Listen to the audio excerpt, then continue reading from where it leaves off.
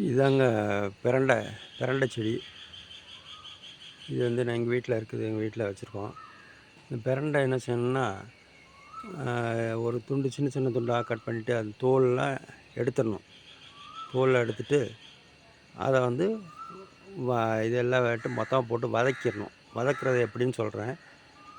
வதக்கிட்டு கொஞ்சம் உப்பு போட்டு நல்லா வதக்கிக்கோங்க. அப்புறம் இதை கொஞ்சம் ஆற வச்சுட்டு மிக்ஸி ஜாரில் போட்டு நைஸாக அரைச்சிட்டிங்கன்னா அது துவையல் மாதிரி இருக்கும். அதுக்கு டிஃபன் சாப்பிட்றதுக்கு சேர்க்க துவையலுக்கு நல்லது, ஜீரணத்துக்கு நல்லது. இது வந்து எப்படி வதக்குறதுன்னு சொல்கிறேன். முதல்ல வந்து சின்ன சின்னதாக இதை நறுக்கிக்கோங்க. அப்புறம் தேங்காய் துண்டுலாம் கொஞ்சம் சின்ன சின்னதாக நறுக்கிக்கோங்க. அப்புறம் கொஞ்சம் வடை சட்டியில் வச்சு நல்லெண்ணெய், கொஞ்சம் நல்லெண்ணெய் சூடான பிறகு இதை போட்டு உளுத்தம்பருப்பு, காஞ்ச மிளகாயும் போட்டு வதக்குங்க. அது கூட கொஞ்சம் பூண்டு, இஞ்சி, புளி, பெருங்காயத்தூள், ஏன்னா எல்லாத்தையும் ஒவ்வொன்றா வறுத்து போட்டுக்கோங்க. ஒவ்வொன்றா தனித்தனியாக வறுத்து போட்டுக்கோங்க. அதை போட்டுக்கிட்டீங்கன்னா இதை வதக்கி போட்டிங்கன்னா இதாயிரும். சிம்பிளானது.